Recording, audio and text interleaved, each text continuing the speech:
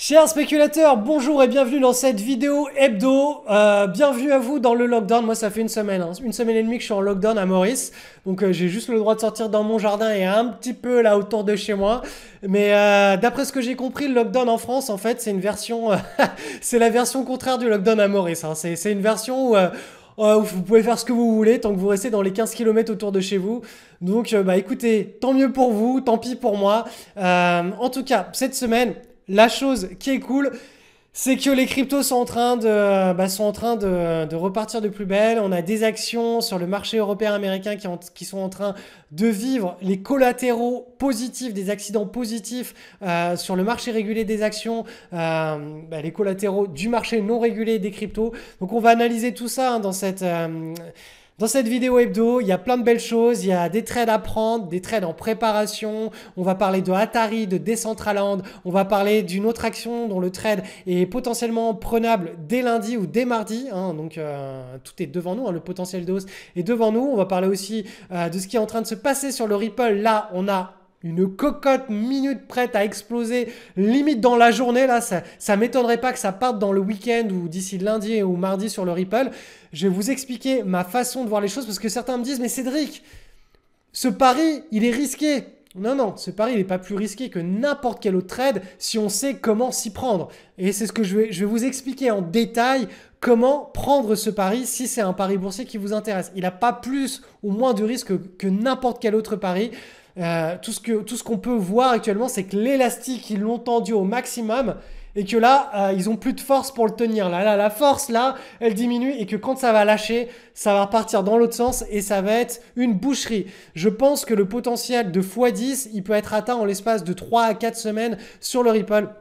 Tout comme ce qui s'est passé sur Decentraland et comme ce qui peut se passer dans une moindre mesure sur les deux actions que je vais vous présenter en fin de vidéo. Donc restez accrochés, c'est vraiment du lourd cette semaine. Je vais vous parler de pas mal de choses. C'est parti. Allez, on est parti sur l'analyse du Bitcoin en euros. Donc on est là en train de construire une petite consolidation, une petite séance. Alors vous la voyez pas, je vais essayer de vous la montrer. Tasse et là ici la petite anse. Donc là vous voyez ça c'est pas sur du daily. Là on passe sur de l'unité de temps en 4 heures d'ailleurs. On peut descendre en 4 heures. Vous verrez la formation de cette grande tasse du coup et cette anse là. Hop. Donc rappelez-vous, il y a quelques temps, je vous avais déjà présenté la même histoire et c'était ici. Donc je me rappelle, ce trade il avait été annoncé en direct puisque c'était le samedi que je vous tournais cette vidéo et c'était avant que ça prenne tout ça. Donc là on avait la pattern en daily qui avait été cassée, on avait la première petite pause avec une séance en 4 heures et puis on a vu ce nouveau bull run. Donc là actuellement d'ailleurs, même ici, vous voyez qu'on a eu la cassure en daily et à nouveau ici une petite séance et un run. Là, on a en daily une cassure, la première consolidation en séance et on s'attend à un bull run derrière. Donc là, pour le moment, tout ce que l'on voit sur le Bitcoin est haussier à court terme, on va dire, à très court terme sur du 4 heures, donc à l'échéance de quelques jours, et donc à très court terme sur du 4 heures et à court terme sur du daily, puisque on a cassé ici lundi 8 mars cette séance et on est toujours dans la dynamique de hausse.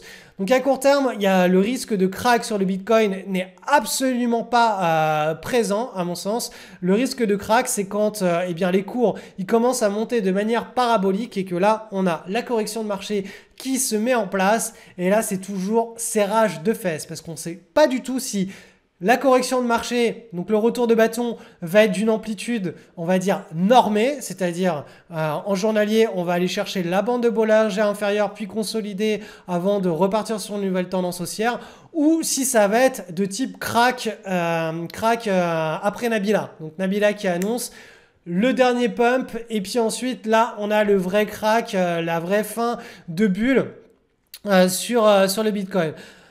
Donc ça, c'est toujours quand ça monte très très fort en climax ou en hyperclimax run et qu'ensuite ça corrige, c'est toujours le moment qu'on n'aime pas trop vivre parce qu'on ne sait pas jusqu'où la panique ira.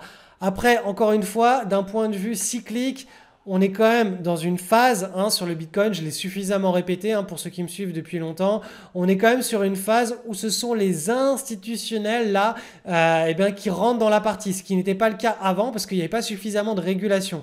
Donc la dernière bulle, c'était les particuliers principalement. Là, ce sont les institutionnels qui lancent le truc. Mais à mon avis, quand le Bitcoin aura suffisamment, enfin aura monté trop fort, les institutionnels sont pas non plus complètement débiles. Hein. Ils vont arrêter d'en accumuler en plein climax ou hyper climax run. Ils attendront une consolidation ou un petit crack sur le Bitcoin avant de se remettre à en accumuler.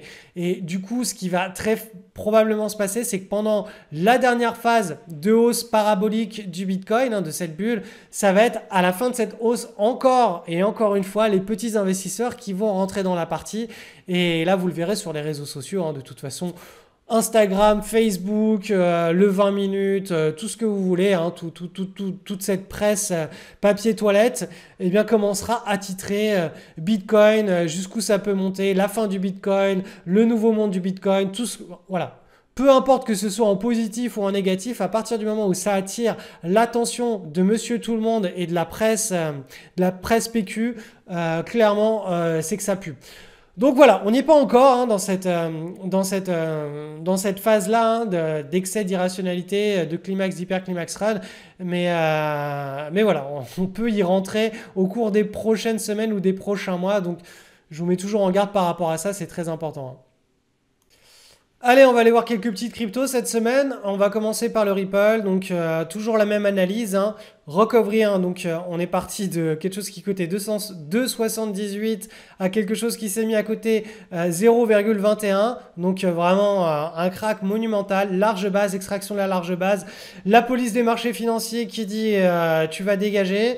La contre-attaque du Ripple et de la communauté, de tout ce que vous voulez, qui dit non, non, non, non, non, non, on va pas se laisser faire. Et d'ailleurs, le Ripple n'a pas fait faillite. On est toujours dans une phase, dans une première consolidation en tasse et anse d'un nouveau bull run, d'un nouveau cycle de hausse sur le Ripple. Donc là, pour le moment, le Ripple n'est absolument pas en mode je suis en train de finir aux oubliettes. Hein. Il est plutôt en mode je suis en train de me battre et je reprends des forces. Donc je me suis pris une bonne dérouillée là pendant le scandale de la SEC.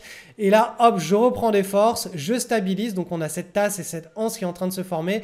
Et dès que j'aurai cassé en hebdomadaire ce pivot-là, eh bien là, je vais montrer à quel point je peux me fâcher. Donc ça, bien entendu, c'est le scénario où bien le Ripple répond bien. Et là, actuellement, tout ce que l'on voit, tout ce qui est en train de se construire face à nous répond à ce scénario. Hein.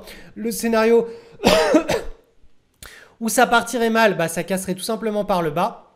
Donc là, on n'est pas encore hein, sur une cassure par le haut. Le scénario haussier positif n'est pas encore lancé. Hein. Ça peut très bien casser par le bas si à nouveau il y a des news qui sortent et qui sont extrêmement négatifs et qui plombent véritablement le Ripple. Mais en tout cas, voilà, si on commence à casser par le haut en hebdomadaire, cet élastique qui est tendu par les mauvaises news et par le nouveau cycle haussier des cryptos qui était lancé sur le Ripple, ça peut partir très haut, très fort, mais vraiment, quand je dis très haut, très fort, c'est une ligne droite. Hein. C'est une ligne droite de pareil que ce qu'on a eu au mois de décembre 2017. C'est 1, 2, 3, 4 semaines. En 4 semaines, le truc peut passer de 0,56 à 2,5. Donc voilà, ça fait partie des paris, hein. Paris qui a risque, hein, bien entendu, un risque de tout perdre. Mais quand on fait un pari boursier, c'est toujours la même histoire. On parie ce qu'on est prêt à perdre sur un trade. Si vous êtes prêt à perdre 100 € sur ce trade-là, bah soit le Ripple va à 0, vous avez perdu vos 100 €, soit le Ripple va à 2,5 et vous avez fait 500 €.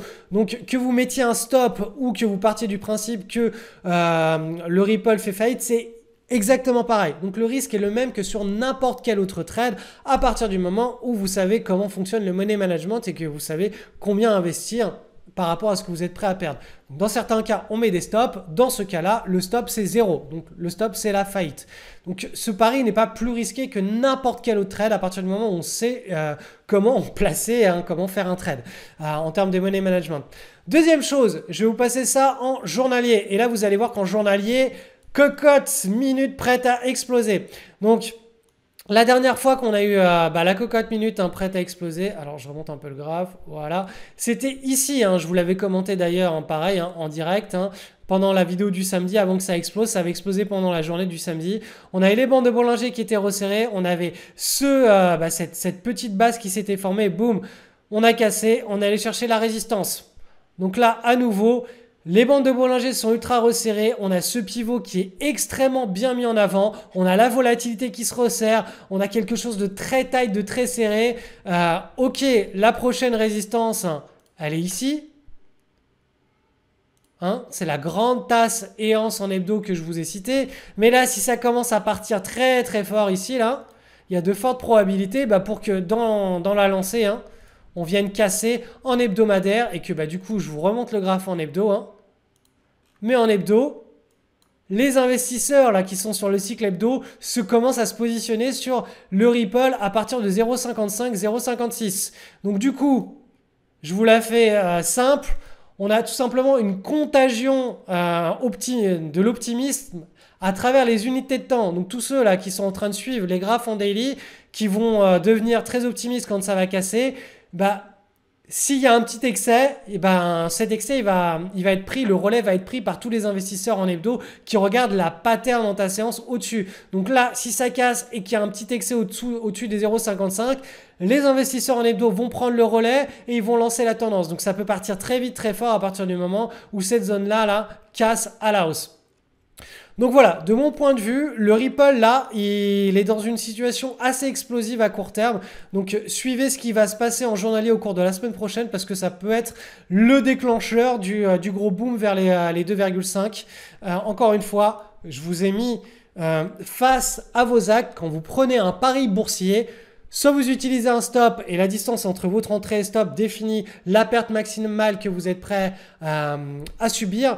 Soit vous faites un pari du style comme ici. Ça peut descendre à zéro. Donc là, vous n'utilisez pas de stop. Le stop, c'est la faillite. Et ce que vous allez investir dessus, c'est ce que vous allez être prêt à perdre. Donc c'est vraiment ce que je vous recommande de faire sur ce trade. Ce que vous investissez, c'est ce que vous êtes prêt à perdre d'emblée. Comme ça, il n'y aura pas de mauvaise surprise. Il n'y aura pas de stop qui peut être déclenché et ensuite ça repart par le haut. Voilà, la position, si vous la prenez, vous la détenez jusqu'à ce que le Ripple fasse faillite. Et si tout se passe bien, eh bien ça part vers les 2,5, voire même plus encore. Donc l'idée, si ça se passe bien, vous prenez 80% de vos bénéfices sur 2,5 et les 20% latents, vous les gardez pour surfer une tendance sur le moyen long terme, sur plusieurs trimestres, pour surfer tout simplement l'effet bull market des crypto-monnaies. Allez, j'en profite pour faire un petit détour sur l'Ethereum contre de l'euro. Donc, vous voyez, en hebdomadaire ici, on est en train de former une tasse avec une petite anse. Elle est extrêmement courte dans le temps. Donc, pour bien voir ce qui s'y passe, on va tout simplement descendre en journalier d'une unité de temps pour voir comment elle se met en place. Donc là, vous la voyez, elle est propre, elle est nickel, elle est ici. Hop, la fameuse tasse avec l'anse. Et là, vous voyez qu'on est sur une figure qui commence à être mature. Donc la tasse, elle est bien formée. L'anse, elle a fait un premier et un deuxième creux. Les fluctuations se resserrent de plus en plus. Donc à surveiller tout simplement, c'est le breakout par le haut pour une prochaine éventuelle accélération. Je vous rappelle que la dernière fois qu'on a eu quelque chose de mature qui a cassé, c'était ici, la fois d'avant c'était ici, la fois d'avant c'était ici et à chaque fois ça a lancé un petit peu plus haut, un petit peu plus fort la tendance haussière sur cet actif financier tout simplement parce qu'on est en plein bull market. Donc tous ceux qui sont fait éclater ici, là, hop là, sur ce ramassage de stop, vous le savez, sur les crypto-monnaies, c'est compliqué d'utiliser des stops physiques parce que tout simplement, il y a régulièrement, tout le monde utilise des stops physiques. Donc, dès qu'il y a une razzia, tout le monde se fait éclater ses stops physiques les uns après les autres. Donc, voilà, il faut utiliser les choses de manière un petit peu différente. Donc, tout ça, pour ceux qui ont suivi l'école, qui sont dans LSL, ils ont eu ou qui sont dans Fast Track, les anciens, ils ont une conférence sur les cryptos qui leur explique comment faire du suivi de marché en intraday sur les cryptos sans se faire avoir par ce genre de manipulation de marché. Et puis tous les autres, hein, trouvez une astuce, trouvez quelque chose, mais évitez les stops physiques parce que vous vous faites sortir systématiquement de vos positions alors que c'est des bons trades à la base. Et c'est simplement le marché qui répond à ce genre de manipulation. Donc il faut adapter son plan de trade à ce genre de manipulation pour pouvoir prospérer sur les crypto-monnaies. Allez, je vous parle de Decentraland de cette semaine puisque c'est une crypto que j'avais analysée. Hein. Il y avait 8 cryptos dans la vidéo du 5 décembre de l'année précédente. Hein. Donc c'était il y a 3-4 mois. Je vous avais recommandé 8 cryptos qui étaient vraiment dans des situations très intéressantes. Donc, boum, qu'est-ce qui s'est passé là au cours des 2 dernières semaines? On a eu un run absolument monstrueux sur Decentraland. Donc vous voyez, hein, cette crypto est passée en gros de 0,2 à 2. Donc elle a fait x10 en l'espace de 3 semaines. Pourquoi est-ce que je vous parle de cette crypto? C'est parce que dans la deuxième partie de la vidéo, je vais vous parler d'une action sur le marché européen, sur le marché français, qui est en train de vivre, qui est en train d'être impacté positivement, c'est un collatéral positif de cet nouveau regain d'intérêt ou gain d'intérêt pour Decentraland. Vous allez voir, il s'agit d'Atari. Atari est en train de mettre en place des choses assez nouvelles, complètement nouvelles dans cette sphère Decentraland. Et du coup, Atari est en train de voir son cours lui aussi exploser à la hausse en bourse. Donc voilà, c'est très intéressant de voir qu'il y a certaines actions dans le monde réel qui sont en train de mettre en place des choses dans le monde de la crypto-monnaie, dans le monde virtuel, là en l'occurrence. Donc voilà, cette crypto est en hyper climax run. Pour autant, elle ne s'est pas du tout effondrée ici. On est en train, depuis quelques séances, là, de faire une petite stabilisation. Donc je vous rappelle qu'un hyper climax run qui finit mal, en général, le retour de bâton, hop, ça fait quelque chose comme ça et après c'est fini, ça part aux oubliettes. Là, on est en train de vraiment stabiliser dans une petite pattern de consolidation à court terme. Donc ça peut très bien repartir de plus belle au cours des prochaines semaines ou des prochains mois. Donc affaire à suivre. En tout cas, restez bien accrochés puisque dans la deuxième partie de la vidéo, je vais vous présenter 2 actions donc dans le marché régulé du monde des bourses, de Wall Street, de Euronext, etc. mais qui sont impactées directement par le monde des actions, dont une qui représente une opportunité potentiellement à saisir dès maintenant, dès lundi en fait. Donc là on le voit, c'est en train de partir dans tous les sens, vous allez le voir dans la deuxième partie de la vidéo, il y a du swing trade daily dans tous les sens, ça part, c'est en train de partir très fort sur tout ce qui touche de près ou de loin à la sphère des crypto-monnaies, aux petites capitalisations. Donc je vais essayer de vous faire une semaine à thème dans mes emails privés sur le swing trading en daily. Donc déjà je vais essayer de vous présenter quelles sont les anomalies. Il y a 3 anomalies de marché que l'on utilise. Comment est-ce qu'on les utilise? L'idée c'est de vous recabler mentalement pour vous focaliser sur les choses qui comptent. Je vais aussi vous parler des 2 traders qui ont le plus influencé ma façon de faire, ma façon de voir les choses et qui ont eu tout simplement, qui sont à l'origine de tout ce que j'ai construit. Je vais vous détailler leur parcours. Vous verrez qu'actuellement il y en a un qui s'appelle Dan Zenger qui a fait des performances ahurissantes en 99, 98, 99, 2000 pendant la bulle des technos et qu'actuellement on est exactement dans le même contexte sur les crypto-monnaies. C'est quelqu'un qui a amené son compte de trading de 10 000 $ à plus de 42 millions de dollars en l'espace de 24 mois de mémoire, 24 mois. Tout cela a été audité, enregistré. Je crois qu'il est paru sur le livre Guinness des records. Donc voilà, ce type-là, je vais vous expliquer comment il s'y est pris. Et là, actuellement, on est dans un contexte de marché où sur les crypto-monnaies, tout explose à la hausse dans les mêmes proportions et dans les mêmes conditions que ce qu'a vécu Dan Zenger quand il a enregistré son record du monde. Donc vraiment, si vous n'avez qu'une semaine à suivre dans mes emails privés, c'est la semaine qui vient. Je vais vous parler de plein d'autres choses, mais l'idée, ça va être vraiment de recabler votre mental, de structurer votre approche pour pouvoir être prêt et armé à faire un carton sur le marché des cryptos ou des petites et moyennes capitalisations sur les marchés régulés, mais qui sont des collatéraux positifs du marché des cryptos. Donc le lien pour s'inscrire, il est en description, c'est mes emails privés. Si vous ne recevez pas encore, inscrivez-vous il y a un email de confirmation, vous devez cliquer sur cet email de confirmation. Il peut arriver dans vos spams, c'est très probable. Cliquez et là vous serez dans mes emails privés. Si au bout d'une semaine vous en avez marre, vous vous désinscrivez. Dans tous mes emails privés, tout en bas, il y a un lien, se désinscrire. Vous vous désinscrivez et vous ne recevrez plus jamais rien de ma part. En tout cas, cette semaine, vraiment profitez-en. C'est cadeau et ce n'est distribué que dans mes emails privés. Donc voilà, servez-vous.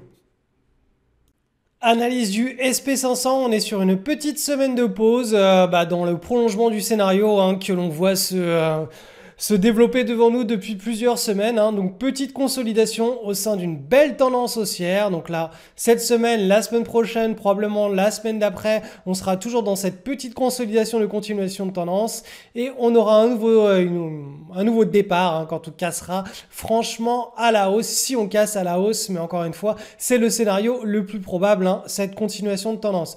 Sur le Nasdaq, maintenant, on est sur le même type de psychologie, à savoir que les bandes de Bollinger inférieures en hebdomadaire et supérieures sont en train de se resserrer autour d'un range. Donc vous voyez ce range, la semaine dernière je vous expliquais on était sur la zone de support horizontale et aussi sur la bande de la moyenne mobile à 20 semaines qui servait de support dynamique. Donc on a créé ce qu'on appelle un point d'inflexion et là on est en train du coup de commencer à ranger. Donc là le scénario le plus probable pour le Nasdaq, c'est tout simplement qu'on rebondisse, qu'on essaie de chercher le haut ici du bas du range. Alors je vais vous supprimer les flèches, hop, des bandes de Bollinger et on va ajuster le scénario. Donc voilà le scénario le plus probable. Donc encore une fois, quand on fait une analyse du sentiment de marché, il est toujours vital de la faire sur plusieurs indices boursiers parce que ça nous permet de valider ou d'invalider le sentiment de marché que l'on a. Donc là, vous voyez bien que sur le SP500, ça nous dit en range. Sur le Nasdaq, ça nous dit en range. Et donc, du coup, le sentiment de marché est OK par rapport à ça. Et encore une fois, ce range est dans une tendance haussière qui est celle du long terme et du moyen terme. Donc la psychologie, elle est très très bonne actuellement. On a certes eu une correction au cours des semaines du 15 février à la début du mois de mars. On a eu une belle correction sur les valeurs technologiques et notamment pas mal de leaders de marché. Mais pour autant, on reste toujours dans une très très belle dynamique à moyen terme. En tout cas, tant que ce range, il reste d'actualité et il est cassé par le haut. Si on casse par le bas, là, ça impliquera qu'on aura beaucoup plus de volatilité, mais ce n'est pas du tout, mais alors pas du tout pour le moment le scénario privilégié. La psychologie des foules, des investisseurs reste beaucoup trop à l'optimisme pour pouvoir favoriser un scénario de retournement de tendance.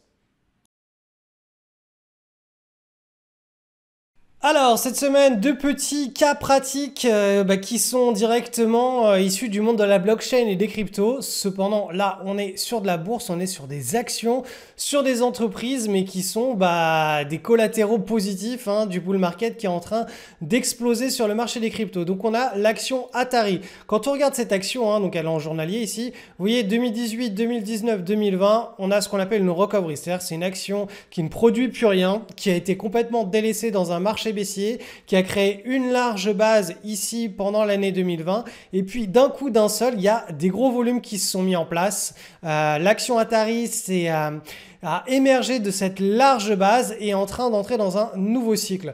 Alors Atari, pour ceux qui ne connaissent pas, si vous êtes trop jeune, c'est une entreprise qui produisait des consoles de jeux vidéo. Moi quand j'étais jeune, j'y ai joué. Si vous avez plus de 30 ans, en principe, vous y avez joué. Et bien depuis quelques années, elle ne produit plus rien. Je crois qu'elle ne bénéficie que de plus que de droits d'auteur et de formes de royalties. Sauf que là, récemment, Atari a décidé de se lancer dans le monde des cryptos et donc d'associer, alors d'après ce que j'ai compris, d'après ce que Nico m'a expliqué qui fait partie de la team, en gros, elle revend des droits à l'image dans le monde virtuel des NFT, de la blockchain. Donc apparemment les NFT, j'ai pas fait de recherche là-dessus, mais c'est ce qui permet d'acheter des droits. Donc des droits sur des œuvres d'art, sur des images, sur des photos, mais tout cela dans le monde virtuel. Alors, Peut-être qu'un jour, hein, ça touchera le monde réel, mais d'après ce que j'ai compris, vous me corrigerez dans les commentaires hein, si vous avez plus d'informations là-dessus. Voilà, tout ça est dans le monde virtuel. Mais du coup, eh bien, l'action Atari est, eh bien, elle est en train de bénéficier d'un nouveau regain d'intérêt et prochainement de nouveaux flux eh bien, de trésorerie, de revenus pour l'entreprise. Donc du coup, on est passé de quelque chose qui produit plus rien à quelque chose qui est en train de reproduire quelque chose dans un monde des crypto-monnaies qui est en plein boom économique. Et bah du coup, forcément, même si c'est une action qui est encore à l'état de penny stock, elle commencera à réintéresser de nombreux investisseurs. Donc là, ce qui est vraiment intéressant dans ce cycle, alors voilà, il y a pas mal de traders dans la communauté qui ont pris ce trade parce que le news flow était très intéressant et on avait une pattern de type première base dans un nouveau cycle. Je vous rappelle, hein, fin de cycle. On émerge dans un nouveau cycle avec l'extraction de la large base et des gros volumes. On a une première consolidation dont les fluctuations se resserrent de plus en plus et la volatilité se resserre de plus en plus. On a ensuite un breakout avec des gros volumes. À noter que là aussi, ici, hein, on avait des gros volumes et un breakout exploitable. Encore une fois, quand on est sur des penny stocks, quand on veut trader ce genre de configuration, on n'utilise pas des stops ultra serrés, sinon on sait qu'on a de fortes probabilités de se faire sortir. Donc le stop ultra serré, il a double tranchant. Soit on accepte de se faire sortir pratiquement à un trade sur deux, mais avec des pertes qui sont plus petites, voire même 2 trades sur 3, mais on fait des pertes, beaucoup plus de pertes, mais qui sont beaucoup plus petites. Soit on décide d'utiliser des stops qui sont beaucoup plus larges. Dans ce cas-là, on va sélectionner des patterns de bien meilleure qualité. Et là, on va se faire sortir sur moins de 1 trade sur 4 sur le stop. Donc là, typiquement, quand on a des actions qui sont de type penny stock, small caps, mid caps, avec de la liquidité qui historiquement est manquante, mais qu'elle arrive, on va utiliser, en tout cas de mon point de vue, des trades qualitatifs avec des stops beaucoup plus lointains. Donc, soit vous étiez rentré ici sur ce breakout et vous étiez très probablement encore en position, vous étiez d'ailleurs encore en position sur ce trade, soit vous utilisiez un stop ultra serré, vous faisiez sortir du trade et vous rentriez à nouveau sur une nouvelle tentative de breakout qui était là pour le coup la bonne et vous vous retrouviez très rapidement avec un trade gratuit et à surfer la tendance. Donc, encore une fois, avoir un contexte de trade prometteur, c'est une chose, mais la deuxième chose, c'est qu'il faut sélectionner les meilleurs d'entre eux, hein, parce que des trades prometteurs dans le cycle de marché actuel, il y en a beaucoup, donc il faut être capable de reconnaître les plus qualitatifs. Idéalement, s'il y a un news flow, il y a une histoire qui est en train de se créer derrière, c'est un énorme plus. Ensuite, il faut être capable de ne pas faire all-in sur le trade, hein, d'avoir un money management, de savoir où entrer en position, où mettre son stop, pourquoi on va le mettre là et pas là, et bien de répéter tout simplement. Donc voilà, il y a pas mal de traders dans la communauté qui sont en train de se faire plaisir sur ce trade. Et je vais vous en présenter un autre qui est ALTB. Alors, ALTB. Donc voilà, cette action a le terme blockchain. Je ne sais absolument pas ce qu'elle fait. En tout cas, visuellement, on voit très bien qu'on a une psychologie des foules qui est extrêmement optimiste hein, sur cet actif. On a cette large base qui est absolument magnifique, hein, qui s'est construite sur l'année 2019 et 2020. On a une explosion des volumes qui ont permis à cette action de s'extraire de la large base et puis de la lancer sur un nouveau cycle de hausse. Donc ça, de mémoire, je vous l'avais présenté hein, sur la chaîne YouTube mi-novembre. On avait un cas d'école, un cas pratique, vraiment quelque chose de magique. Alors ou peut-être que c'était dans la communauté pour les élèves, les anciens qui étaient sur du swing trade en daily. On avait un cas d'école.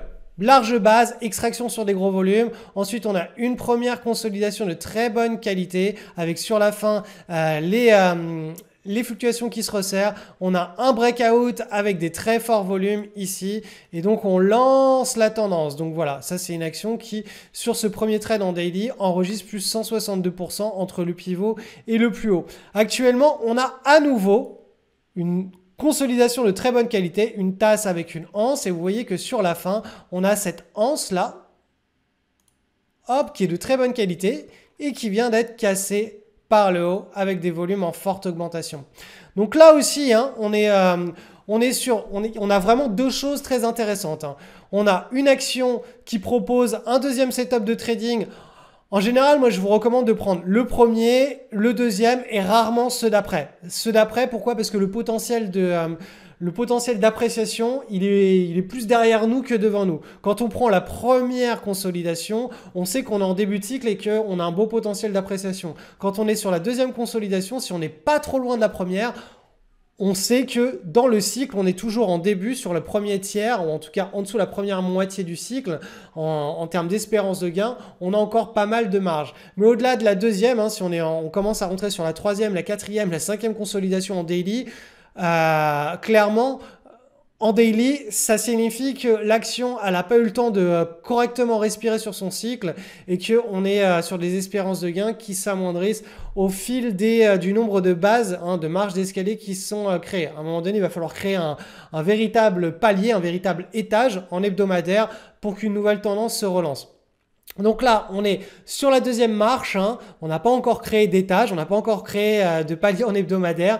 Donc là, on a quand même encore un bon potentiel de hausse. Et ça, juste d'un point de vue analyse cyclique des volumes, de la psychologie des investisseurs, juste en regardant le graphe, on a une première très très bonne information sur l'espérance de gain et la réussite de ce trade. Quand on rentre à bonne distance du pivot, on n'est pas trop loin, on peut très rapidement neutraliser ce trade et le transformer en trade gratuit.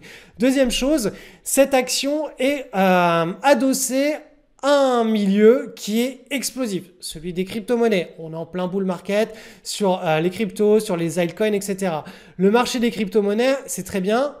Mais le seul problème, c'est que la plupart des investisseurs du monde entier n'y ont pas accès parce que ouvrir un compte chez un échangeur, il y a une friction à l'entrée. Se lancer sur des trades, des achats d'altcoins qui sont non régulés par la police des marchés financiers aux États-Unis, en Europe ou je ne sais où, là aussi, ça crée des grosses barrières à l'entrée. Le fait qu'il y ait tant de pump and dump et d'arnaques et le fait qu'on puisse se faire voler ses cryptos, encore une nouvelle barrière à l'entrée. Donc, tous ces investisseurs-là, ils sont très contents de trouver des opportunités d'achat sur des marchés qui sont régulés depuis leur courtier en bourse et qui peuvent acheter. Donc, toutes les actions qui sont issues du domaine des cryptos, hein, du domaine de la blockchain, mais qui sont sur des marchés qui sont régulés, eh bien forcément, ça attire une certaine caste d'investisseurs. Et c'est pour cette raison qu'on a du coup cette deuxième information qui est d'un point de vue, sans regarder les graphes, hein, mais juste du cycle de ce qui est en train de se passer, on a une très bonne information sur le fait que ce type d'action est en train d'être acheté et accumulé par les investisseurs et les spéculateurs. Après, très probablement, si vous avez l'envie de faire un petit peu d'analyse fondamentale, vous pouvez bien déterminer quel est le catalyseur sur cette action proprement dite, hein, sur cette action en l'occurrence. Mais honnêtement, ça n'a pas vraiment d'utilité puisqu'on sait qu'il y a des Là, ce graphe ne ressemblerait pas à ce qu'il est s'il n'y avait pas de catalyseur de marché. Donc, si vous commencez à analyser le news flow de cette action, vous allez simplement fonctionner par biais de confirmation. Vous allez rechercher des informations qui corroborent votre analyse et toutes ces informations qui disent oui, super entreprise, nouveaux produits, part de marché, etc. Tout ce que vous allez trouver qui corrobore votre analyse graphique, vous allez le retenir. Toutes les informations qui ne corroborent pas cette analyse graphique, eh bien vous allez les jeter à la poubelle. Donc au final, faire cette analyse, à mon sens, c'est pas une perte de temps, mais c'est juste une façon de vous convaincre un petit peu plus que on a une opportunité de marché qui est correcte. Encore une fois, je ne suis pas habilité à faire du conseil boursier, vous faites ce que vous voulez, c'est mon point de vue, c'est mon analyse de la psychologie des foules. À chaque fois que je fais une analyse des foules, il y a une grosse partie des gens qui disent non, là ça va descendre, ça va chuter. Si vous faites partie de cela, eh bien on est libre, on est encore en démocratie, même si on l'est de moins en moins. On est encore en démocratie, vous êtes libre de vos analyses et de vos convictions. Voilà, en tout cas, pour les traders de la communauté, vous savez comment ça fonctionne, hein. L'idée, c'est pas d'avoir raison plus d'une fois sur deux. L'idée, c'est juste que quand on a raison fort, on fait des gros gains. Et quand on a tort faiblement et on fait des petites pertes. Donc, c'est aussi simple que ça. Alors, dernière chose, j'ai vu un reportage sur ce qui se passe en Israël et de comment ils sont en train de vacciner toute la population. est en train de créer littéralement deux façons de vivre. Donc il y a ceux qui sont vaccinés, ils ont accès à tout, ils ont accès à l'intérieur des bars, aux salles de sport, et tous ceux qui sont pas vaccinés, ils doivent rester dehors, littéralement. Voilà, c'est les reclus de la société. Et on est en train, en fait, de créer deux citoyennetés. On est en train de fliquer et de talonner tous les faits et gestes des humains. Et ce qu'on est en train de vivre en réalité là, enfin Israël c'est juste un cas pratique, hein, c'est un petit enclos, une petite sphère d'expérimentation, mais ça va se démocratiser sur tout le reste de la planète. Hein. Là, vu dans l'état de panique dans lequel est la population mondiale, et la seule façon, si on vous dit la seule façon de revivre normalement, c'est de vous faire vacciner, de vous faire fliquer, voilà, il y a... Peut-être qu'à court terme, on va être réticent, mais à moyen long terme, tout le monde va accepter. Moi, le premier, je veux dire, je suis absolument contre tout ce bordel, mais si on me dit tu peux revoyager dans le monde entier, aller faire tes surf trips aux quatre coins du monde uniquement si tu es vacciné, Cédric, je vais me faire vacciner pour tout simplement retrouver de la liberté. Je serai énormément contrôlé, énormément fliqué, mais je retrouverai de la liberté. Et ça, c'est le monde dans lequel on vit actuellement. On vit dans un monde où on a accès à beaucoup de liberté contre... du contrôle. On est contrôlé, on est fliqué dans tous les sens. Le monde d'avant, c'était un monde où on n'était absolument pas fliqué, mais par contre, on restait dans des enclos. Hein. C'était compliqué de sortir de sa campagne, c'était compliqué de prendre un avion, ça coûtait cher, on n'avait pas accès au monde entier, à la globalisation. En général, notre niveau de connaissance, c'était plus ou moins celui de notre famille et de nos voisins. On avait du mal à changer nos vies. Actuellement, on a accès à beaucoup de choses, mais la contrepartie, c'est qu'on est fliqué comme jamais. Et ça, ce n'est que le début. Hein. On est vraiment dans une ère où tout va être sur le cloud, tout va être centralisé, décentralisé, mais en tout cas, toutes les informations vont être enregistrées et on aura accès aux moindres faits et gestes de la population mondiale. On pourra faire des casts. Là, déjà, Facebook le fait. Hein, en fonction de ce que vous consommez comme information, on va vous délivrer tel type de publicité ou tel type de news. C'est comme ça que les élections américaines de Trump, notamment, ont été orientées. Il y a eu un scandale. Hein. Enfin bref, tout cela est dans une dynamique et une logique, un mouvement de fond qui est gigantesque. Et actuellement, la seule façon, à mon sens, hein, de pouvoir encore diversifier son patrimoine, c'est la création du portefeuille anti-crise planétaire.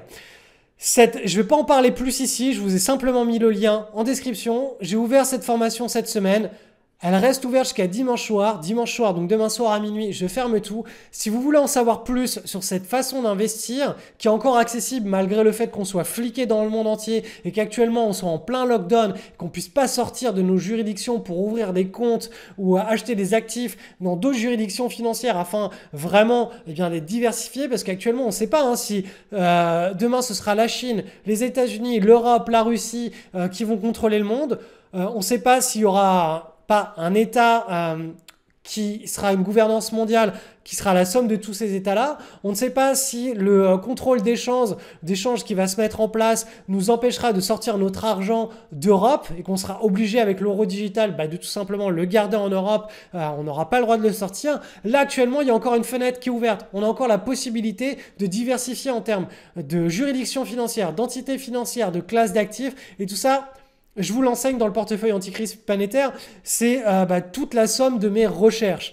On a encore une petite fenêtre, on peut faire ça, les fesses assises de son bureau, dans son salon, en plein lockdown. C'est encore possible, donc si ça vous intéresse, si ça vous parle, de tout simplement ne pas être complètement contrôlé et vérolé, il y a encore une petite fenêtre d'ouverture pour mettre en place un portefeuille qui peut doubler tous les 8 ans parce que les performances sont très bonnes sans être complètement et à 100% contrôlé par l'énorme vague de fonds qui est en train de se mettre en place. Donc si vous voulez des informations par rapport à cette formation, le lien est en description. Encore une fois, ça ferme demain, donc dimanche soir à minuit. Si vous avez des questions, n'hésitez pas à m'envoyer un email, j'y répondrai dans la journée.